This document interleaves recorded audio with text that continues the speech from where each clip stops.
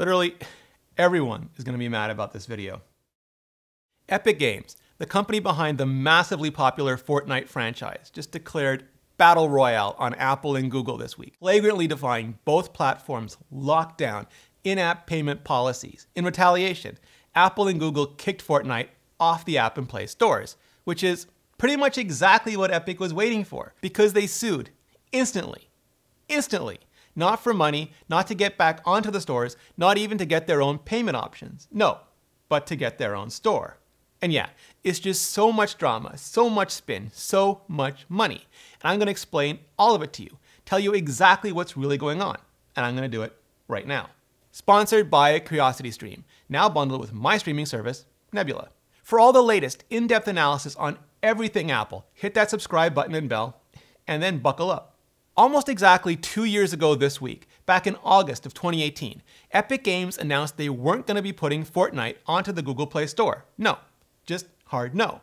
Fortnite, especially its Battle Royale incarnation, is Epic's mega-hit survival shooter game. Some initially dismissed or derided it even as a PUBG knockoff, but has gone on to become one of the most successful online games ever for both players and streamers alike. Ninja Tfue much?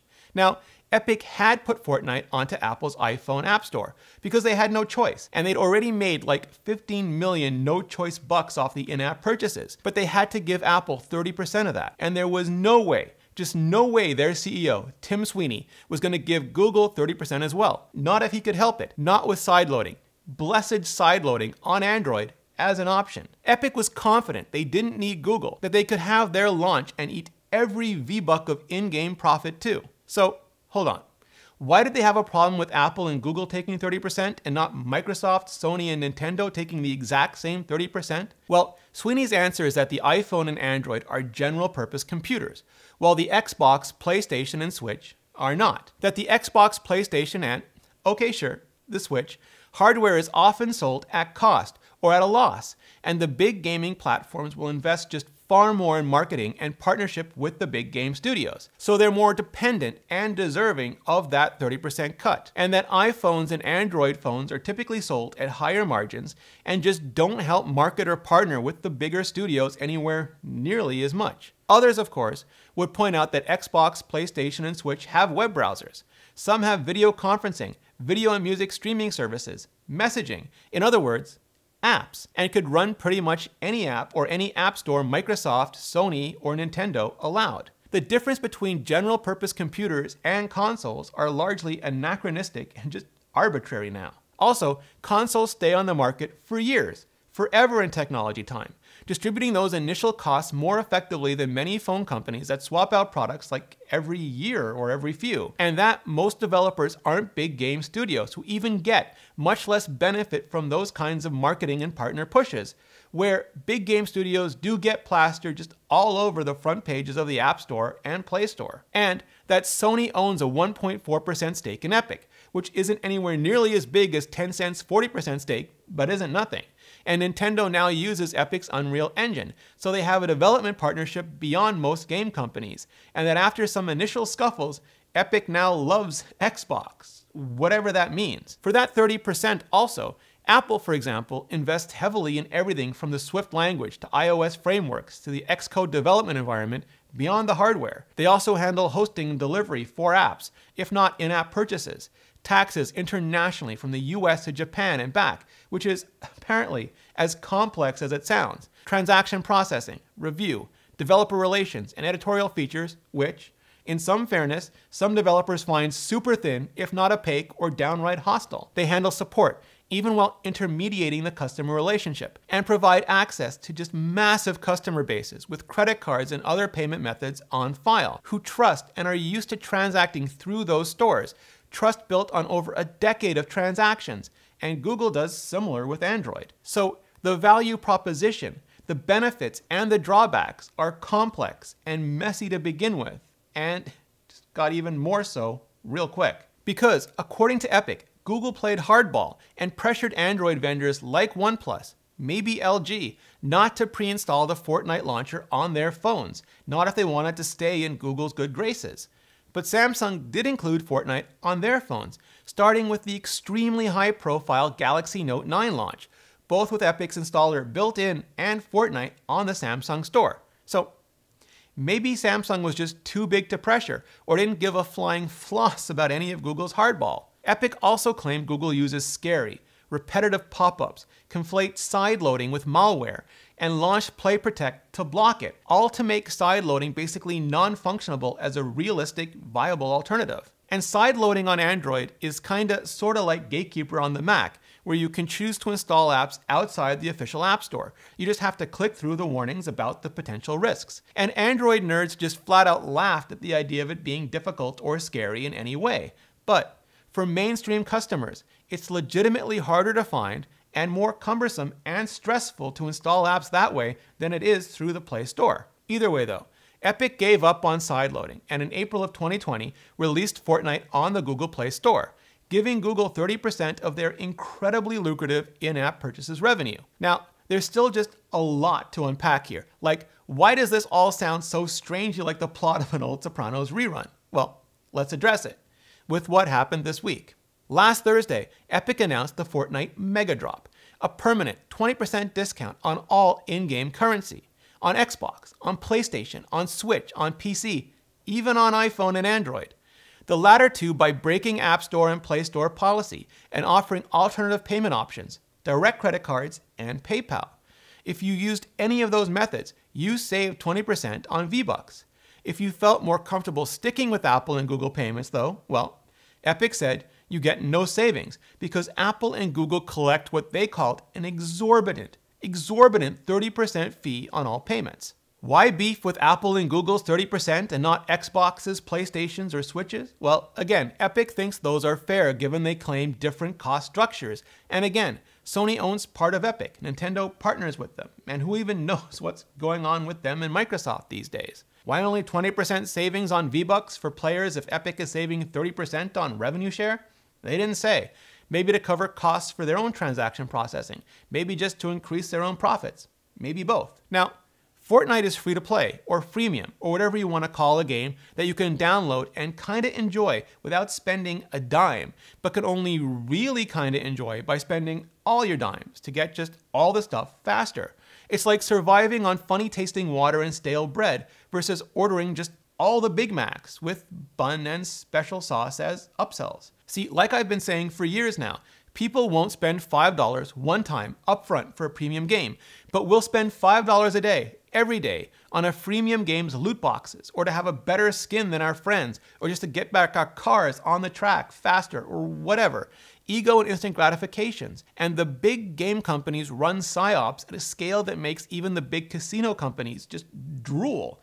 They even use the same term for their biggest spenders, whales. And Epic doesn't think it should have to share just any of that whale cheddar with Apple or Google, because other types of apps don't have to share any of their revenues. Specifically, for physical goods and services, Apple and Google just don't take a cut of in-app transactions at all. Basically because they can't. Physical goods require real money to produce and deliver. A book from Amazon, sneakers from Nike, a drone from Best Buy, a burger from McDonald's, the driver's time and gas on a Lyft rideshare. So from the beginning, apps selling real-world goods and services just used their own payment systems, typically their own account and billing services. The apps were basically more mobile-friendly, convenient, functional proxies for their websites. And there was just no way Apple or Google were going to get any of that. Not ever. Digital goods though, well, for those the apps and games had to share revenue. All of them on iOS. And while I'm not 100% sure about exactly the whens and wheres on Android, games on Android as well. Games have to pay their 30% tithe. Now, that's caused some problems over the years, specifically with apps that resell their own digital content. If you're Amazon taking 30% of a Kindle book sale, or Spotify paying a fraction of a cent per song play to artists, turning around and paying Apple that same 30% on that same Kindle sale, or that same subscription, is just really hard, like non-starter hard. There's room for one middle person, one broker, not two, not multiple. In other words, you can't aggregate ebooks or songs in an app and then have a platform aggregate apps in a store, with 30% being charged all the way down. You just eventually run out of percent. So over time, Apple allowed exemptions for what's now commonly referred to as reader apps, Most recently, even letting apps like Amazon Prime charge your Amazon account directly. But it's still hugely opaque and controversial, and I'd need another whole video to dive into it, why and what can be done about it. So let me know if you want to see that video in the comments. Games though. Games for both Google and Apple get no exemptions. Zero. None. Now, sure, in-app purchases aren't for physical goods, so there isn't the same real-world overhead. And they're not aggregating anything in a game either, like books or music, like they're paying creators for. So there's no double or multiple agency. There's just code once, charge everyone. They're delivered from the company's own servers though, so there are infrastructure costs that they're paying instead of the platform. But it's mostly pure profit for everyone involved. I mean, so much profit. Ridiculous, unfathomable, uncountable, genius for some, borderline immoral for others profit. And Apple and Google, they want their taste. They want their piece of the action. And Epic just wants to keep all of their action. Okay, so I've already said I think Apple's wrong about streaming game services in my video last week, because they're just inevitable. And I have a lot of personal opinions about the 30%, sideloading, or gatekeeper on iOS, alternate payment options, the disparity of API access between first and third-party apps, and the ongoing transition of apps from scarcity to abundance, from unit pricing to subscription, and, yeah, streaming. But that's that other video entirely. For this video, what happened next was both predictable and just completely bananas. Once Fortnite dropped their drop, or sucker punched their service agreements, or whatever you want to call it, Apple had 4 basic options. Whether or not they chose to negotiate with Epic behind the scenes, and depending on just how much leverage they wanted for those negotiations. They could have just done nothing, letting Fortnite basically occupy the App Store. They could have blocked future updates to the Fortnite app, but left the current version available. They could have revoked Fortnite's certificate and rendered every existing version of the app already installed on every phone just completely inoperable, unplayable. Yeah, basically the nuclear option. Or they could pull the Fortnite app off the App Store, preventing new installations, but leaving the millions of current installations just working as is, still playable. And the last one is what Apple did. They kicked Fortnite off the store, but left it on all those billion phones in all of our billion pockets, at least the ones that had downloaded it beforehand. They could even keep using Epic's 20% off payment options, just no one else could download it, even if they downloaded it before on the same or different device. Now, should any platform have that kind of power? Does it depend on how they use it? Like to punish a social network for spying on us? To quickly remove an app or dozen that use some malware-laden code from off the web? To remove VPN apps because they're ordered to by China, or TikTok because they're ordered to by America? That's a huge part of what all of this is about, but again, beyond the scope of this specific video. But please let me know what you think in the comments below. What Apple said was that Epic Games had violated the App Store guidelines, guidelines that are applied equally to every developer. Now, as we just went over, that's not entirely true, or at least it requires a very Obi-Wan Kenobi definition of true from a certain point of view. The guidelines are applied equally to all game developers. Physical retailers and even some content providers are subject to different guidelines for different payment types, something Epic is really super salty about. Apple also said these guidelines are designed to keep the store safe for their users. But again, retailers and some other content providers have shown in an approved way the App Store can be just as safe even with alternate payment options. And Apple has shown pretty much the same thing with all apps using notarization and trusted developer certificates on the Mac under Gatekeeper. Apple accused Epic of enabling a feature that wasn't reviewed or approved, and violating the App Store guidelines Epic had agreed to, which also true. Now, you can think these guidelines are reassuring, perfectly acceptable, problematic, unfair, or downright complete BS, but Epic agreed to them. Also, that Epic had benefited from the App Store for a decade, which, I mean, they've been up on Apple's special event stages, plenty, parts of demos, featured, and that makes it kinda sound like they used Apple and the App Store to get them through college and now want to dump them for a younger, hotter deal. But it could also mean that they hated their position, their dependency, the whole time, and were just biding their time until they were big and powerful enough to do something about it. Apple said those benefits include the tools, testing, and distribution that Apple provides to all developers, which again is true, and I covered a minute ago, and that these guidelines create a level playing field for all developers, which is kind of murky. I mean, again, Rightly or wrongly, different categories of apps are treated differently, though games are all treated the same. But they do allow a brand new company, one that doesn't have Epic's billions and can't afford their own store, to sit side by side against Fortnite on the iPhone or Android and compete for our attention and time as essentially equals. So, of course, all of this became immediately a huge Apple story, with some slinging their well-worn but still sparkle-coated rent-seeking monopolist signs, and others dunking on wanting access to a high-value, high-trust marketplace while biting the hand that fed it. And it looked like it would stay that way until just a few hours later when Google kicked Fortnite off the Play Store as well. Same as Apple, leaving current installations in place but preventing any new ones. Google said the Android ecosystem was open, with multiple stores, but that those who chose to use the Play Store had to follow the consistent policies that are fair to every developer and keep customers safe. Basically, a shorter but open-ear touting version of Apple's statement. And yeah, it turned out Apple and Google had the App Store lightsabers this whole time. But Epic had the lawsuits. Epic sued so fast that it's impossible to believe this isn't exactly what they were waiting for, certainly prepared for, maybe even hoping for. With Apple, no question. With Google, I have so many questions. They had a video ready too, a parody of the most famous ad video ever, Steve Jobs' 1984, introducing the Macintosh, which, okay for boomers, if completely without any context for Zoomers. Also, a threat that iPhone users in specific, and maybe mobile users in general, might just miss out on the next season of Fortnite, when, of course, Palpatine might just have another broadcast about all of this. The suits were filed with all the killing words, or buzzwords, depending on your point of view, accusing Apple and Google of having monopoly control over the App Store and Play Store respectively, and their in-app payment systems, and being anti-competitive when it comes to iOS and Android app distribution. And yes, Google too, because remember, Epic accused them of bullying other Android phone makers and of scaring people away from and effectively blocking them from sideloading. And the timing was just so perfect. So perfect, Epic was probably just waiting exactly for this timing, because both Apple and Google are currently being scrutinized by both the US and EU for anti-competitive practices. And Apple and Google CEOs, Tim Cook and Sundar Pichai, both just testified before the US Congress, where they faced serious questions about how they treat partners like developers and competitors like, well, exactly what Epic wants to become. So, the trillion-dollar question, are Apple and Google monopolies?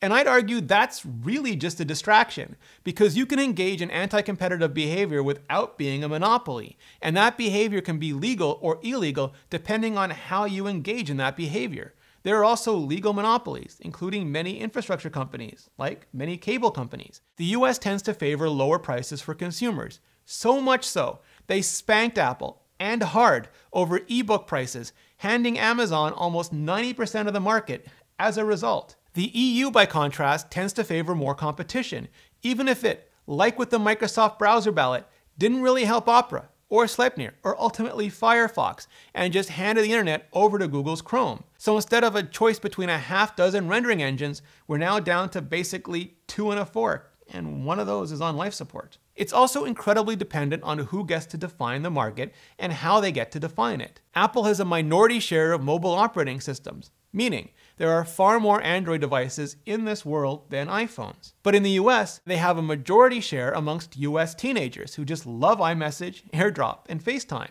The App Store has also traditionally been the most lucrative market for developers, much more so than Play Store, even though the Play Store typically has more downloads. But I'll just leave it up to you to argue over whether or how much Apple's policies contributed to that lucrativity in the comments. Google does allow other stores and sideloading on Android, but Google Play is, by far, the most popular, most lucrative store on Android. And as I'm repeating just ad nauseum infinitum now, Epic found sideloading to be a non-starter, because the vast majority of mainstream customers can't even find it, or want to be bothered with it, and maybe even wouldn't trust it if they did. And again, you can argue over how much Google has to do with that in the comments. As to Google bullying Android vendors, well, that's something they've been accused of for years now. For example, with Yelp in search, with Skyhook in mapping, and with Epic now, and others for mobile.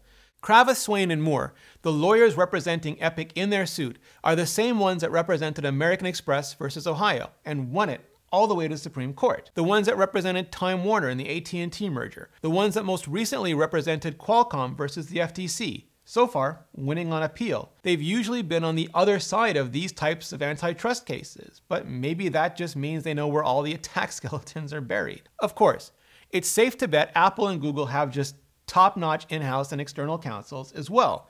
And while Apple and Google haven't yet commented on the suits, Epic CEO Tim Sweeney just couldn't help but tweet all over it. Now, I realize this might make it feel like I'm picking on Epic just way more than Apple and Google here. But seriously, Apple and Google have put out one statement each. Epic and Sweeney just keep marketing, filing, and tweeting. So there's really just so much more stuff to pick on.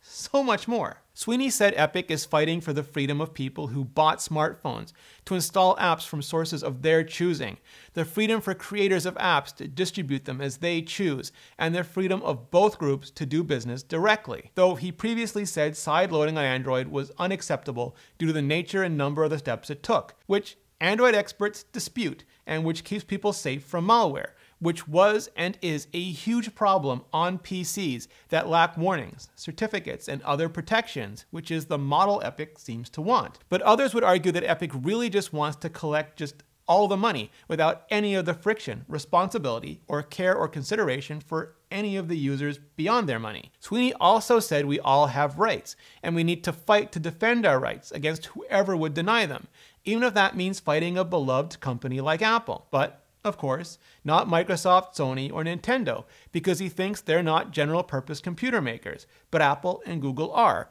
and that their Xbox, PlayStation, and Switch business models deserve a higher revenue share than the iPhone or Android, and, of course, are part owners, development partners, or just beloved by Epic. That the fight isn't over Epic wanting a special deal, but about the basic freedoms of all consumers and developers. And this could well be completely sincere and true, or it could be another billion-dollar company hijacking a common cause to knock down and replace an incumbent. Because it's clear from their legal filings that what Epic really wants here is their own store, the newly renamed Epic Game Store, on the iPhone and on Android, so that they're no longer paying Apple or Google 30%, but having other developers pay them, much as other developers do on the PC version of the Epic Game Store today. In other words, they don't want to remove the gatekeepers. They want to become another gatekeeper. And yes, absolutely, Epic currently charges way less for their gatekeeping than Apple or Google, but they also provide far less in return, far less reach and exposure, and far more demands around exclusivity deals to undercut the Steam store. And their model could also change at any time. Either way, some feel it would just mean more competition that benefits everyone. Others, more fragmentation that is both a blessing and a curse. Sweeney finished by saying there's nothing wrong with fighting about money. You work hard to earn this stuff. When you spend it, the way it's divided determines whether your money funds the creation of games or is taken by middlemen who use their power to separate gamers from game creators. Of course, in fairness, those middlemen are also using that money to fund development of the operating systems and of the App Store and Play Store infrastructures. And Epic's sentiment is great, but they've been controversial in their own right. They were sued back in 2018 for using dance moves without credit or compensation to the creators. In other words, using their power to separate dances from dance creators, the people who worked hard to earn that stuff, which even if copyright ends up not protecting, like it all, maybe doing what's right should, especially by a company so vocal and demanding about it for themselves. And that absolutely doesn't mean that Apple or Google are in the right here, or even in the clear. Just that Epic may not be the Batman we want or need either. Because push comes to shove, there's no way of knowing whether non-billionaire or even non-millionaire developers will benefit a lot, a little, or even at all by whatever Epic ends up getting out of all this. Like I said, I have very strong feelings about how I think app stores need to evolve and change for the next decade of devices and customers. Sure, to stave off what I can only imagine will be the bluntest, most technologically illiterate remedies imaginable from the US and the EU, but also to do the one thing that I think is largely being lost and forgotten here, to better serve us, the customers.